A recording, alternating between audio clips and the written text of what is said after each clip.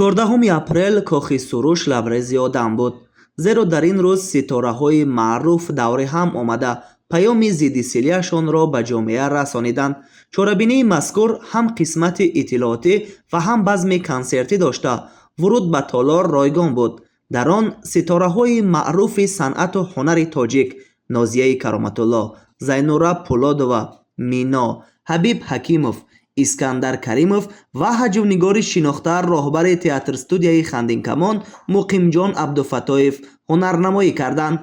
Нозияи Кароматулло, сарояндаи маҳбуб ва сафири пешгирии сил дар мамлакат, роҷеъ ба иштирокаш дар ин чорабинӣ гуфт: бемории сил авлодӣ нест, бемории сил табобатшаванда аст.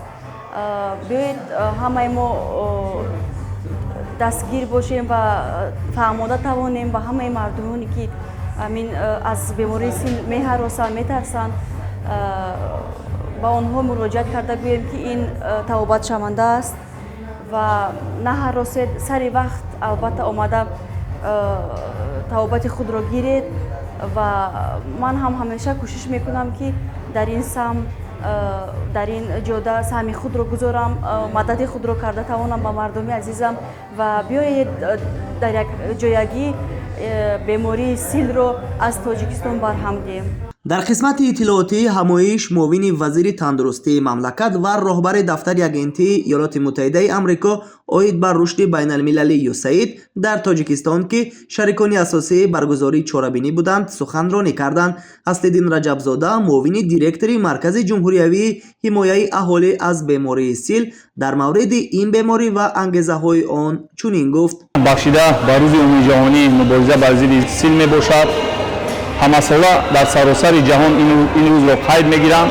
бо дастгирии ҳукумати ҷумҳурии Тоҷикистон, вазорати тандурустӣ ва шарикони рушд ва ҳаминро қайд кардани ҳастам, ки чунин чорабиниҳо барои баланд бардоштани сатҳи маърифатнокии аҳолӣ нисбати бемории сил зарур аст ва рӯзҳои муоинаи ройгон гузаронида мешавад. Инчунин брошюрау буклетҳо ба аҳолии ҷумҳурӣ нисбати бемории сил, нисбати роҳҳои гузариш, нисбати пешгирии бемории сил корҳои фаҳмондадиҳӣ гузаронида мешавад.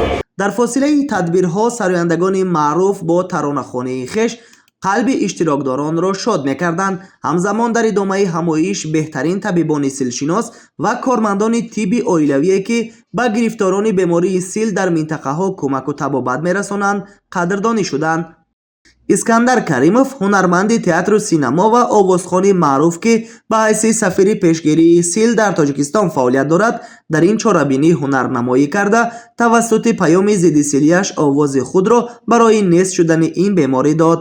гузорӣ ба шахсони бемории сил буда аз рӯи адолат нест. хурсандона гуфта метавонем ки мардум метавонад аз ин чи натарсанд, аз ҳамдигар ҳазар накунанд, ки ту бемор ҳасти назди ман нашин, ё ки ин ҳамаш табобатшаванда аст. ба ҳузур бо дили пурро гуфта метавонам.